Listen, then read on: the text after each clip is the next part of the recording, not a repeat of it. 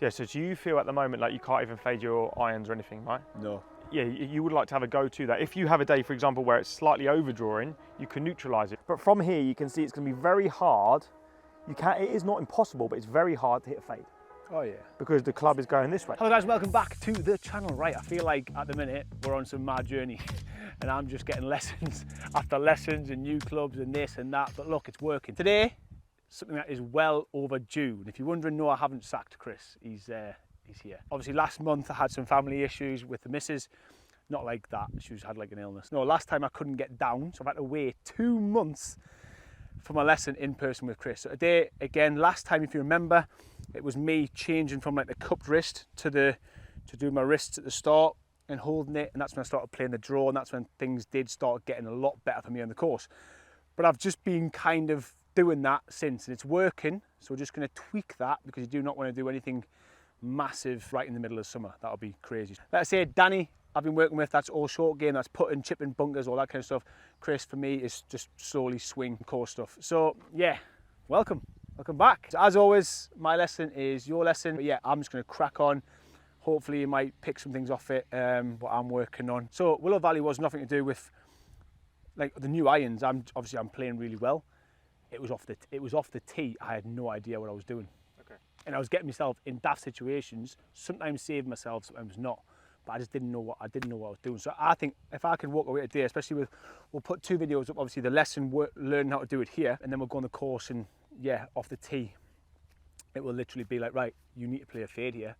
And I want to be able to go, right, it's a fade here. So you need to change your attention from your feet to actually how the club's moving. It does influence it, and that's why it is taught, but there's many ways to hit a fade. Yeah, so do you feel at the moment like you can't even fade your irons or anything, right? No. Yeah, you would like to have a go to that. If you have a day, for example, where it's slightly overdrawing, you can neutralise it. Ultimately, just before you hit the ball, so I would call this position like 6.5. So this is delivery here, and your club just before you hit it. Right, we can clearly see, so the face is really square, which is great. It's in a good position to hit a draw. The path is definitely inside it. You know, and it doesn't matter about the golf swing really. All roads lead to this point in the golf swing. But from here, you can see it's going to be very hard. It is not impossible, but it's very hard to hit a fade. Oh yeah. Because the club is going this way. No, how much? That's it. See how tiny that is? Yeah. That's how minuscule it is to move that path 1 or 2 degrees.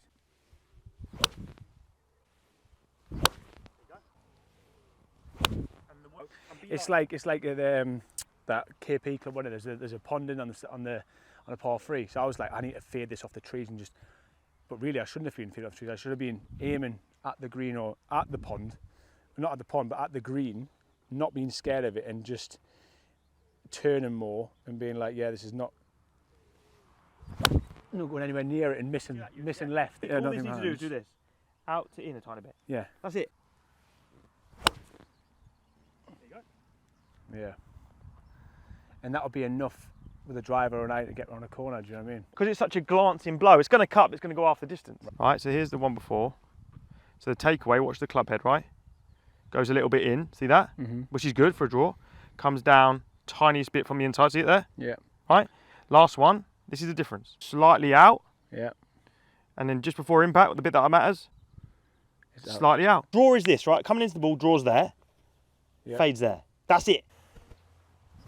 Basically, it's just turn your body more if it's blocking and a fades out in. That's it. That is it. It's too fast. So what did you try and hit there? I tried to hit a draw, but I did it too fast. Yeah, it was a draw. Okay, good. Nice, lovely. And when you're practicing, mate, this is what the next draws, fades, fades. Because you don't want to get too one-dimensional. So what you've done is you've hit draws for the last 3 months. You've got a little bit one-dimensional with a draw. Yeah, which is fine. I mean, I'm quite comfortable playing full shots. But sometimes like you're protecting your score. I'm going up with green. That's 130, and I want to hit a 3/4 9-9.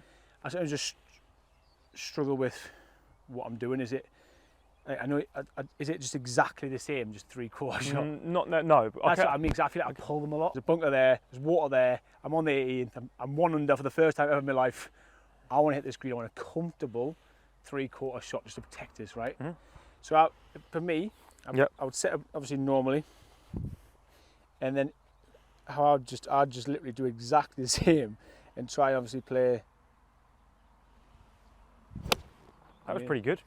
Is it just literally That was nice. shot, The only thing, well, there's a couple of things. So basically, because you're not swinging as fast, yeah, you don't create enough. Usually, you don't create as much momentum. So all I would recommend is just putting a bit more weight forward, right, and then keeping it there. Because when you knock it down, right, you want to bring the ball flight down a hair. Usually, you see they're a little bit lower to get a bit more control. So obviously you're going to shorten your swing, yes, but obviously you're taking out dynamic movement. You're not transferring energy, pushing into the ground with your left foot. And then it will come out a little lower, but what you do with that is you guarantee contact. A lot of people, what I see when they do 3/4 shots, they'll make a normal back, so they might move off it a little bit, and because they're hitting it soft, they'll slow down and dump it. Do that what you just said, and I'll come off it, arms flip, yeah, and you pull it. So feel like you keep your left shoulder or your left pec just ahead of the ball the whole time, and just keep it there and make the same swing. Okay, left, that's it, just stay there. There you go, and you see it just guarantees contact. Yeah, that'll be a great shot. And just do that one more time. I just want to show you how far left you actually are. That's perfect. Keep your weight there, hit the same swing. And when you do that, that was nice. So this is where he started. Just lean, that's a neutral hold. And just moves inch left, maintains that. That will steepen the attack angle just a little bit and then control the low point, so that means you hit ball turf. So small draw pattern, yeah? That's very good. It's like a 1 yard draw. I mean, if you hit that shot, you don't really need to draw or fade it. Yeah, but when you come to cut holes like par 5s and the round tree is 560, I want to be drawing it around a tree a little bit. Yeah, so all you got to do to draw it is move the path. Laying up to the corner and then having a hybrid in a No, 100%, that was nice. But that was me also turning my body from an earlier position there. Yeah, stop you blocking. Normally, I don't know why last time I remember, but I would turn my body from like here. I was turning here. It was almost too late. Now, I'm turning my body from here. And what does that do when you do that? Just so people watching. Because that block, and I'm pushing it right. Obviously, the face is that tiny bit open. If I turn my body more, what does it do? Squares the face up, doesn't it? The face or change something? The path. So would you aim left-hand side of the fairway? I struggle with that.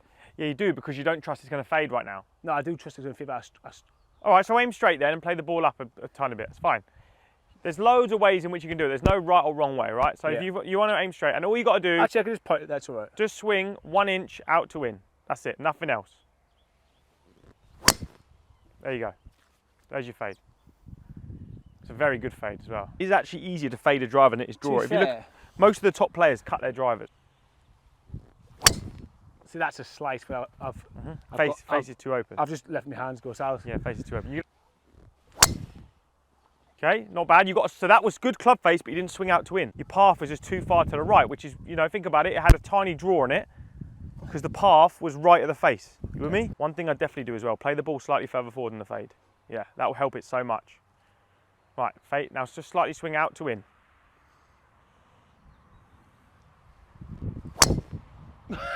You did it, but your face was wide. No, that swing's fine. Face way open. And this is where you're going to have to get a bit used to it, right? So there's nothing wrong with that golf swing at all. You automatically think you can't have your face closed that way. It's like a reaction to like let go of my wrists, as in with my draw. Yeah, do you know how you feel like you're releasing your wrist to a draw? Yeah. Still feel that. I feel like I hold them all the way through. Okay, I still need to hold this. Yeah, do the same feeling. Do the exact same feeling. So you still swing up to the top for me. Right, now next to the ball, Swing up to the top, slightly outside. And as you're coming down, swing down for me. You're coming slightly outside, yeah. But the face needs to still feel like that. Yeah. It doesn't need to feel like that. So don't try and like slice it. You're literally looking at 1 degree, mate. All it is tiniest movement. There you go. Yeah. So the most powerful place to be, mate, is a place where the path's a little bit left. You still feel like you can release it and it cuts. Because all you're doing, the face stays the exact same. You just change the path a tiny bit. That will take a bit of getting used to, but you can see what happens, right? Yeah, it's bleeding 5 yards. Yeah. Right, so. Right, that's it. That is how the easiest way of playing a draw and a fade. Next thing, tomorrow night, you're going to see me on the course, 9 holes, or 6 holes, 9 holes, however you get in, and just going to see if I can put this into practice on the course with real targets. Because I think if I can, it's a game changer. I'll see you tomorrow night, 7 o'clock.